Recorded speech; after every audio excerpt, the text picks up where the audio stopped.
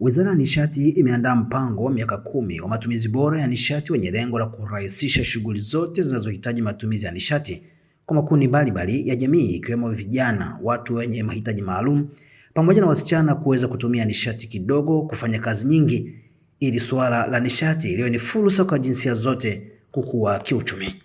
Akizungumza jijini Dar es Salaam katika mkutano uliokutanisha wadau wa nishati na masuala ya kijinsia, afisa misitu mwandamizi kutoka Wizara ya Nishati Joyce Msangi amesema mpango huo wa miaka 10 unaanzia mwaka 2024 hadi mwaka 2034. Leo tulikuwa tunaangalia jitihada za utekelezaji wa matumizi bora ya nishati. Matumizi bora ya nishati unagusa makundi yote katika jamii yetu, ikiwemo watu wenye mahitaji maalum, ikiwemo wanawake, ikiwemo vijana, wasichana na wanafunzi mbalimbali na wanaume. Sasa katika matumizi bora ya nishati inatusaidia kutumia nishati kidogo lakini kufanya kazi ile ile iliyotarajiwa.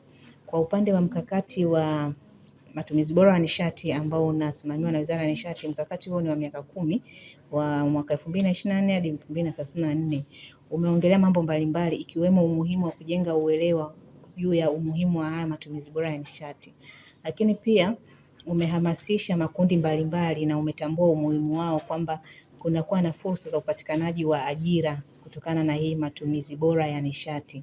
Na katika utekelezaji wa mkakati huu tumekuwa tukishirikiana na mashirika ya wadau wa maendeleo ikiwemo shirika la UNDP na ubalozi wa Ireland ambao umesaidia katika maandalizi ya mkakati ambao sasa katika ubalozi huu pia umesaidia kuandaa Gender Equality and Social Inclusion katika action plan. Katika mpango kazi huu unatambua umuhimu wa makundi sasa haya, watu wenye mahitaji maalum, watu wenye ulemavu, wasichana na vijana na makundi maalum katika matumizi bora ya nishati.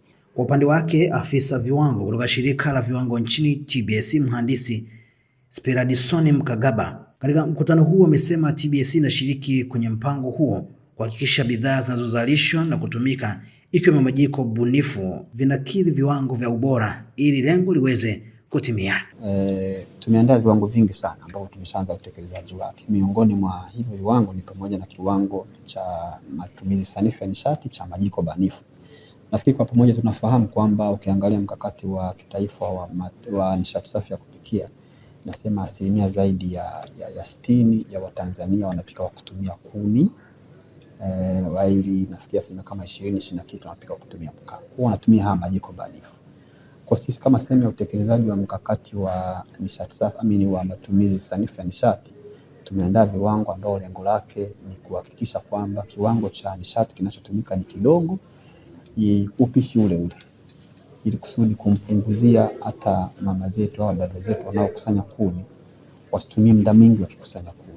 Tumeona hapa presenter alizungumza kwamba katika watu milioni 850 duniani wanaojihusisha na ukusanyaji wa kuni kwa ajili ya kupikia, asilimia 80 ni wanawake.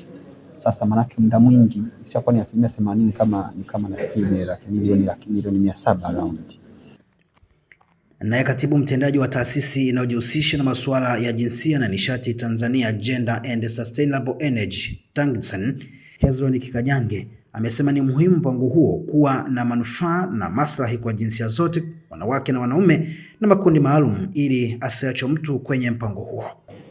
Katika masuala mbalimbali ambayo yanafanyika, swala la jinsia ni la msingi, kuwa jinsia iweze kuchukuliwa kimana. Yani hasa tunaangalia kule usawa kati ya